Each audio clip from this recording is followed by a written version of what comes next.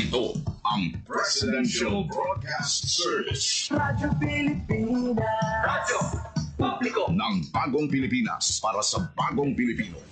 Naghahatid ng mahahalagang balita at impormasyon na guugnay ng pamahalaan sa sambayanan.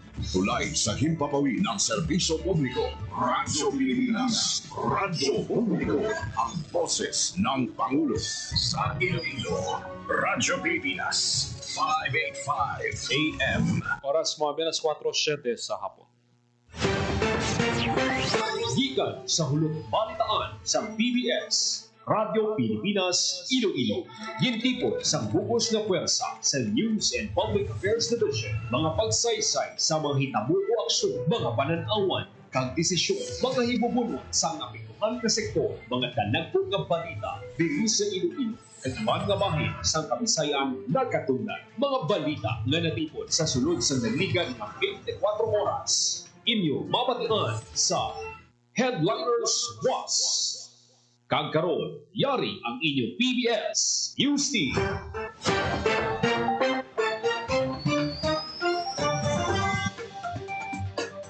Mayong hapon niyang Headliners Was. Huwebes, Abril 24, tuwing 2025. Yan ang inyong tagpalita, Joseph Paul Noblesa Taos. Kagkaroon sa mga pangulong dinala. Misa iwaton sa Haro Metropolitan Cathedral, kadungan sang lubong ni Pope Francis sa Abril 26. Probinsya sang Iloilo nagapanghanda na para sa pagpatuman sang RISE program. Barato nga bugas, prutas, utanon kag kakanin mahimo pabakal sa merkado lokal sa Iloilo City Hall. Merkado lokal sa Iloilo City Government ang idako nga bulig sa mga agripreneur kag bumalakal. Servisyo Business Caravan giniwat sa DTI Iloilo sa isa sa pinakamalayo nga barangay sa Quinto Distrito. Pagpasanyog sang industriya sang livestock kag poultry ginatutukan sang Research Division sang BA. Compliance sang merkado sang haniway sa environmental regulations ginusisa sang Kapitolyo. Kagkaroon sa detalye na sang aton mga balita. Radyo Pilipinas. Radyo Pilipinas News. Misa hiwaton sa Haro Metropolitan Cathedral kadungan sang lubong ni Pope Francis sa Abril 26. Detalye sang balita sa report ni Marian Grace Sereniata. Radyo Pilipinas. Radyo Pilipinas Report. Isa ka misa ang hiwaton sa Haro Metropolitan Cathedral sa Iloilo City sa Abril 26, kadungan sang funeral mass para kay Pope Francis. Hiwaton ng misa sa alas 4 sa hapon sa Sabado, kadungan sang alas 10 sa aga local time sa Vatican. Ginpayag ni Archbishop Medical Billones ang Archdiocese of Haro na nagapakig-on ang Archdiocese sa pagtaliwan sa Santo Papa kag ginapasalamatan sa simbahan ng Diyos Apostoliko nga pagpanguna ni Pope Francis kag sa wala kakapon sini nga pagpanaksi sa kaluoy kag paghidait kag nagapadayon nga gugma para sa katawhan. Ginaagda ni Archbishop Billones ang kanang kaparian, religyoso kag lay faithful inibinagi ka sa syudad nga nagbulog sa paghalad sa santos nga misa. Ginhaylo man ni Most Reverend Billones ang kanang parokya sa duwa sang syudad nga magniwas ang ila kaugalingon nga misa kadungan sa alas 4 sa hapon nga misa sa Haro Cathedral kag sa mga hindi naman makahiwat bangod sa ila schedule of activities sara nga makahiwat sa misa sa mas temprano nga tion. Para sa Bagong Pilipinas, Marian Grace Aranyata, Radyo Pilipinas, Radyo Publiko. Radyo Pilipinas. Radyo Pilipinas News. Radyo Pilipinas. Radyo Pilipinas News. Temprano pang nagpila sa Kadiwa Store sa Iloilo City Hall ang empleyado nga si Edward Borda matapos may baluan nga may barato nga bugas nga ginabaligyan Department of Agriculture. Suno kay Edward, ako ini nga bulig sa iya pamilya kay ini mabugat sa bulsa bangod barato kung ikumpara sa nabaligya nga regular milled rice sa merkado. Nagalao man ang tricycle driver nga si Rolly Laurista nga masugura na gilayon ang pagbaligya sang tag 20 pesos nga kilo sang bugas sa Kadiwa Store sa sini. May alternatibo nga pilian ng mga ginabulan sa budget.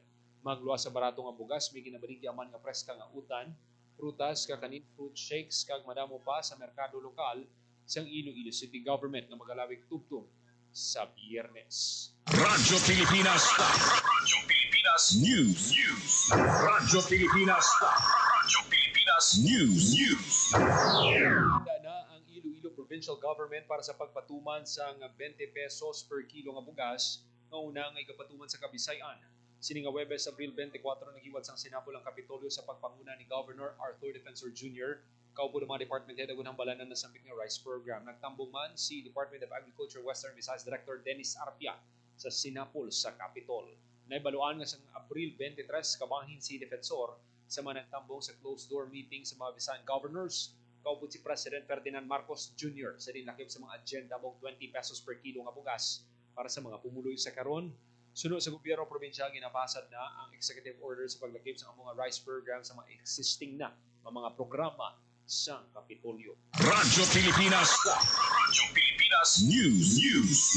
Radyo Pilipinas. Radyo Pilipinas News.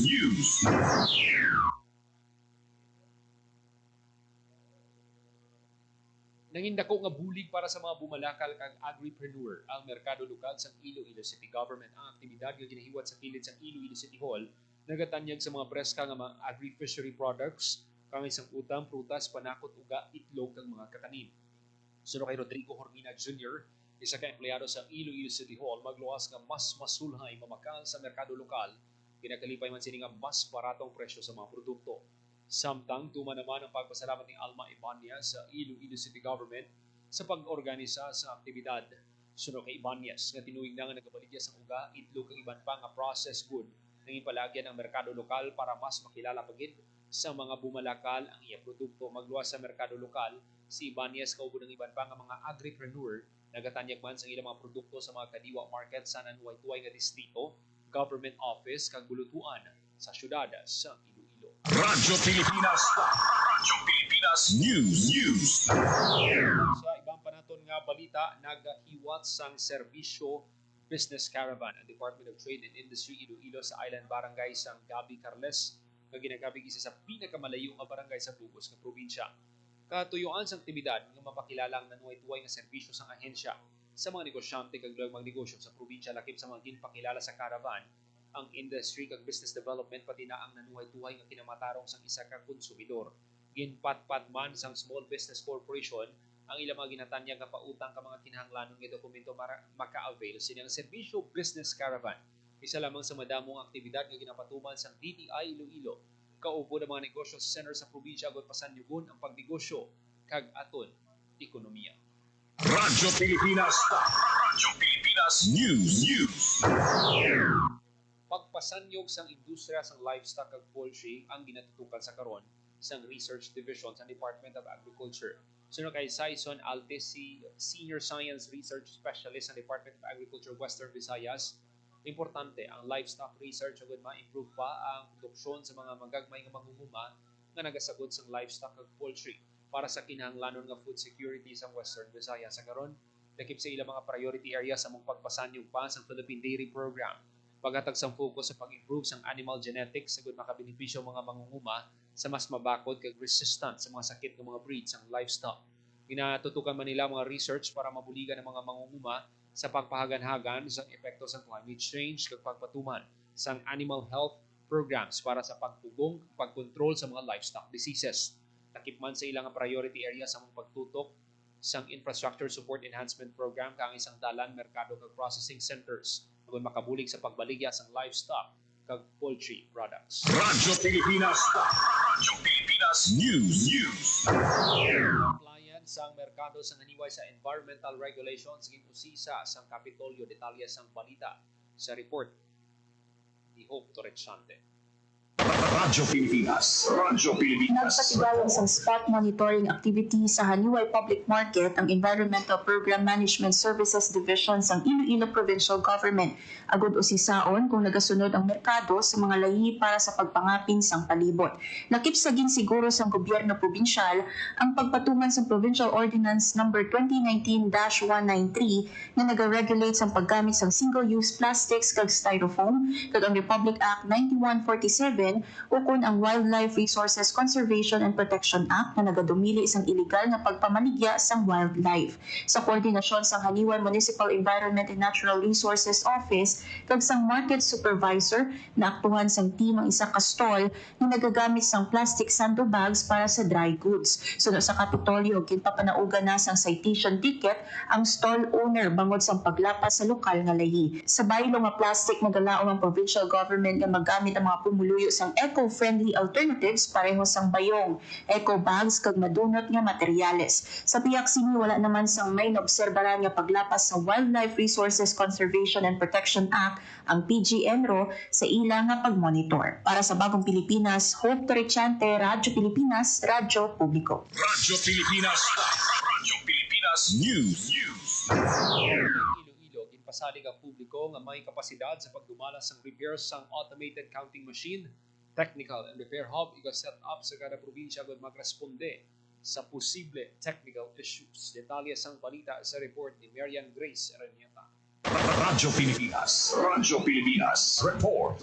Ginpasalig sa mataas nga presyon sa Commission on Elections sa Concamalag Iloilo na niyara sa kapasidad ng opisina sini nga magdumala sa repairs sa automated counting machine o ACM pananglit nga magka-technical issue ang machine sa adlaw sa midterm election sa Mayo 12.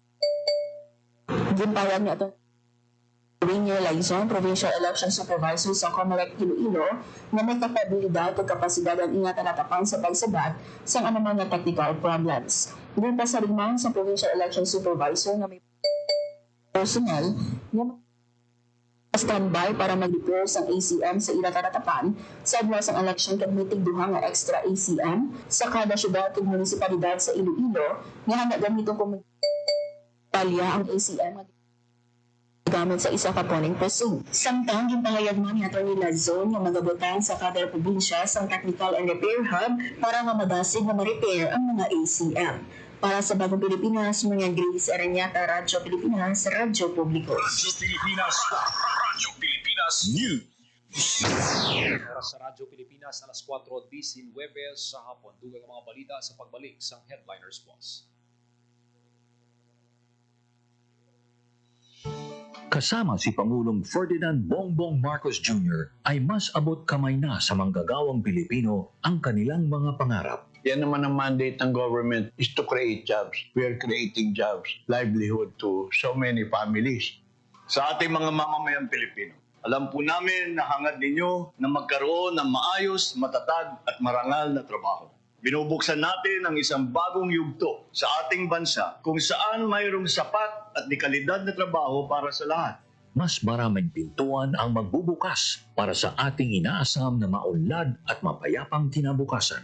Sa pamahalaang Marcos, ang bagong Pilipinas nakikita na. Sa nagbabagong Pilipinas, patuloy ang trabaho, patuloy ang pagbabago.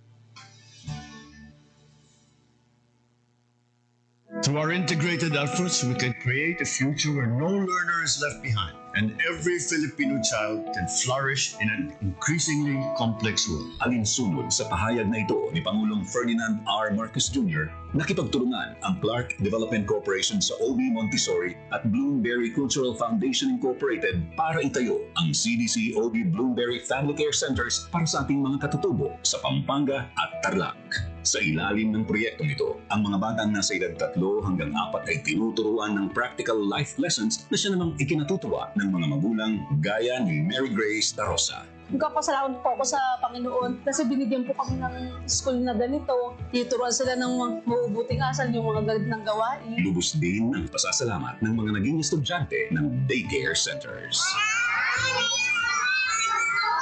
Sa nagbabagong Pilipinas, patuloy ang trabaho, patuloy ang pagbabago.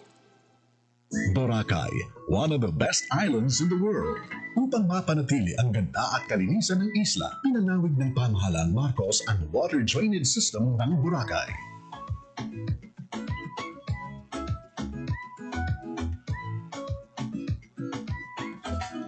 Suportado ng DOT TESA ang adhikain ng Pangulo. Kaya ito pong Boracay ay talagang binabantayan namin, pinuprotektahan namin, sinusuportahan po namin ang mga pangangailangan niya para ma-maintain niya yung standard as an iconic destination, hindi lang dito sa Pilipinas pero sa buong mundo. Sa nagbabagong Pilipinas, patuloy ang trabaho, patuloy ang pagbabago. Magiging maayos po yung mga magninegosyo dito dahil maganda na yung kanilang lugar, hindi tulad doon sa mga tabi ng karsada na nagkakaroon ng traffic, nagiging risk pa sila doon sa kanilang mga kalusugan dahil po yung mga emissions ng mga sasakyan.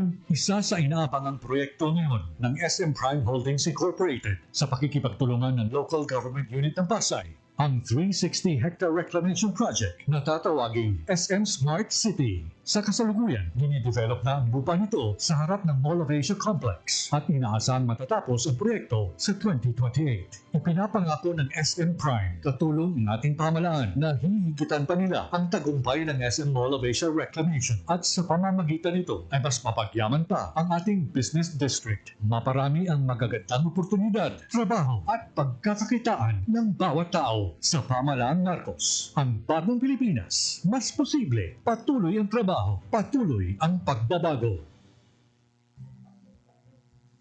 Nabuo sa ilalim ng administrasyon ni Pangulong Ferdinand R. Marcos Jr. ang Transparency Initiative. Layo nitong ipakita ang mga tunay na nangyayari habang iginigingit ang ating karapatan sa West Philippine Sea. Our interests are clear.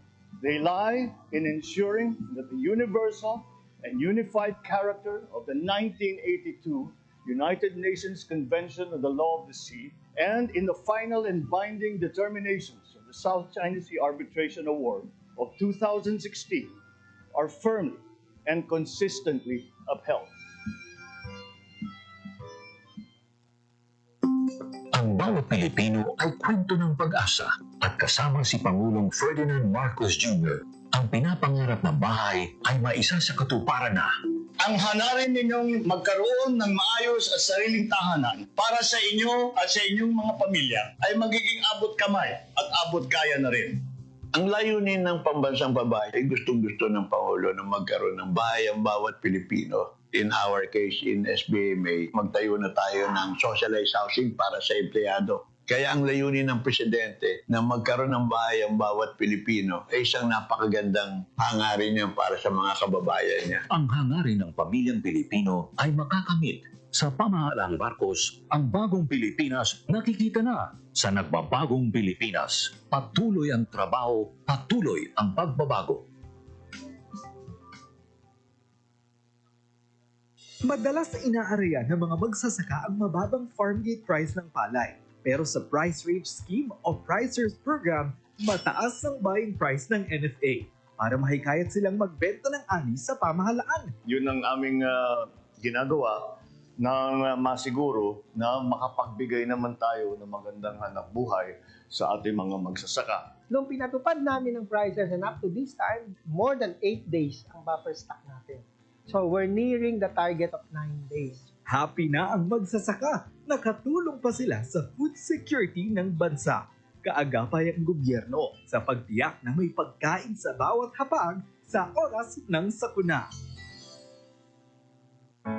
Ang EcoZone Program, sinimulan sa panahon ni dating Pangulong Ferdinand Marcos Sr. Ngayon ay nakapagbigay na ng 1.8 milyong trabaho sa ating mga kababayan. At sa ilalim ng liderato ni Pangulong Ferdinand Marcos Jr., 27 economic zones na ang naiproklama ayon sa Philippine Economic Zone Authority o PEZA. Katumbas ito ng tinatayang mahigit 9 billion pesos na halaga ng investments. Ibig sabihin nito ay mas maraming oportunidad ng trabaho para sa mga Pilipino. Our aggressive infrastructure development, business-friendly policies, investment and export promotions, foreign visits, and economic missions are all aimed at generating not just jobs, but quality and competitive jobs. Sa nagbabagong Pilipinas, patuloy ang trabaho, patuloy ang pagbabago.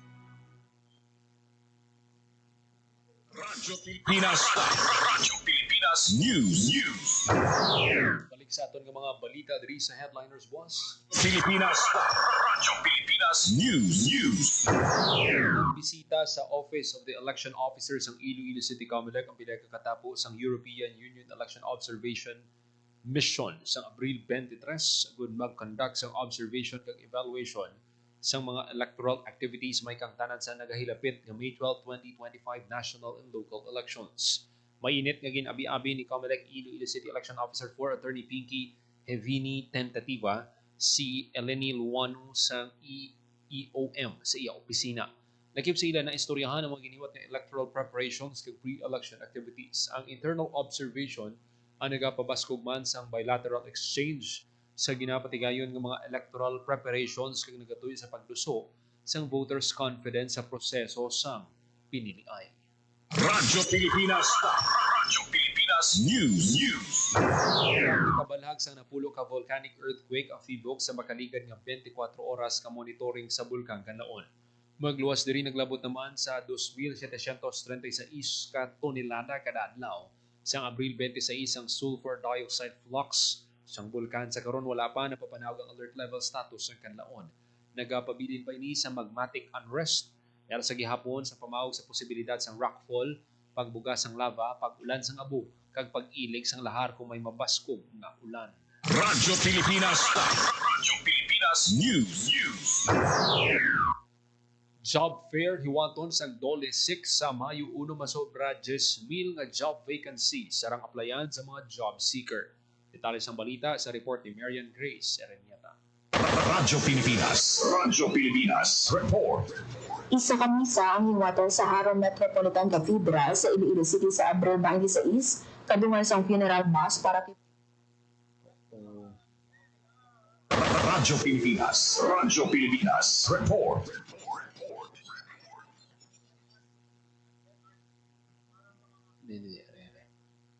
Hiwat sang job fair ang Department of Labor and Employment Field Office 6 sa Mayo 1 bilang kabayo sa selebrasyon sa ika-123 nga Labor Day. Gimpayag nato ni Sixto Rodriguez Jr., Regional Director sa Del Region 6, na miyara sa 99 ka local employer na magatanyag sa masobra 8,000 nga job opportunity kag 5 ka overseas employer na magatanyag naman sa masobra 900 ka vacancy. Pahayag pa ni Arnie Rodriguez na dako ang mabuling sa job fair ilabi na sa mga wala obra kag fresh graduate nga pumuluyo sa rehiyon. Hiwaton ang regional job fair sa Robinson's Place, Iloilo kag miyaraman nga job fair sa ibang pang probinsya sa rehiyon. Sa mga interesado, kinahanglan lang ang magpa-pre-register. Magatanyag man ang 16 ka-ahensya sa gobyerno sa ilang mga services. Nag-ubod man ang pila ng mga mangunguna sa hiwaton nga Kadiwa and Livelihood Fair. Gimpayag naman ang Assistant Regional Director ng ARB, Melissa Navarra sa Dole Region 6 na magluwa sa job fair, ni araman sa releasing sa Dole Integrated Livelihood Program sa masobra 1,400 ka benepisyaryo nga balor, 34.5 milyones pesos. Niara man sa tulong panghanap buhay sa ating disadvantage from displaced workers o kung tipag payout sa masobra 35 nga benepisyaryo sa Robinson's Place, Iloilo kag mga probinsya. Samtang ang isang job may hiwaton man ang Dole Field Office nga pre-activities. Gimpayag ni Employment Promotions and Workers Welfare OIC Chief Attorney George Ferraras II na miliwaton nga labor run sa Abril 26 sa 5:30 sa aga mabukas sa tanan. Wala sa registration fee ang fun run kag saraw makadaog sa cash prize ang top 3 finishers. Para sa Bagong Pilipinas, sa mga Grace Erenieta, Radyo Pilipinas, sa Radyo Publiko. Radyo Pilipinas News. Estado sang Iloilo Police Provincial Office Provincial Drug Enforcement Unit ang isa ka high-value individual sa ginpatigayon nga bypass operation sa Barangay Bakawan Sur, Concepcion, Iloilo. Ang suspect din kilalang si alias Nonoy, kag residente sang ninampitan nga barangay. Nagkumpiska sa suspect ang 160 grams ng shabu nga nagbalor sang 1,088,000 pesos.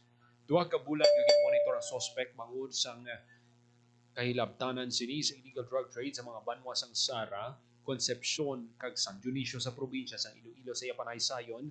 Ginakuha silang supply sang illegal nga droga sa Manila. Nagtukiban man sang IDPO nga may kaso man ang suspect sa tuig 2019 may kantanan sa iligal na droga. Radyo Pilipinas. Radyo Pilipinas News. Oras sa Radyo Pilipinas, alas 4:31 sa hapon.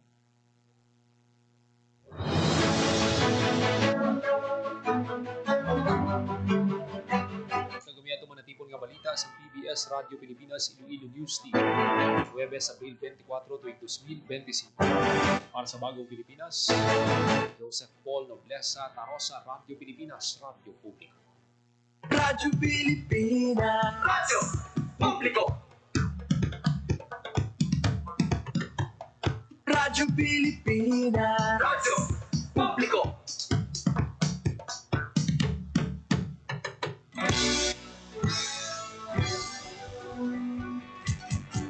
Mahalagang mga balita, napapanahong impormasyon. Kami ang iyong gabay pag may bagyo at sakuna. Serbisyo ng gobyerno kapag may nangangailangan. Mga proyekto ng Pangulo, damang-dama ang pagmamahal niya.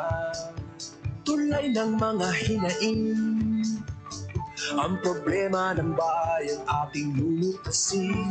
Tulay sa himpapawid, tulay ng pagbabago.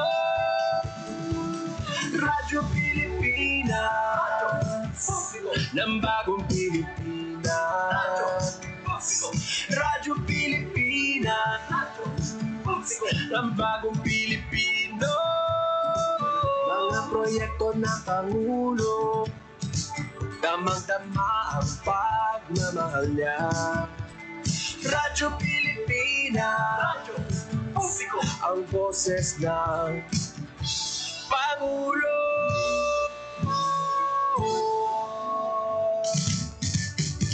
Karamay nyo kami, kahit malayo man kami nakakarating. OFW magsasaka, buhay ay iba't iba, san mang lugar ng bansa natin. Tulay ng mga hinaing, ang problema ng bayan ating lulutasin. Tulay sa himpapawid, tulay ng pagbabago. Radyo Pilipinas, ng bagong Pilipinas. Radyo Pilipinas, ng bagong Pilipino. Mga proyekto ng Pangulo, damang-dama ang pagmamahal niya. Radyo Pilipinas, ang boses ng Pangulo. Radyo Pilipinas, Radyo Pilipinas, Radyo Publiko, Radyo Pilipinas.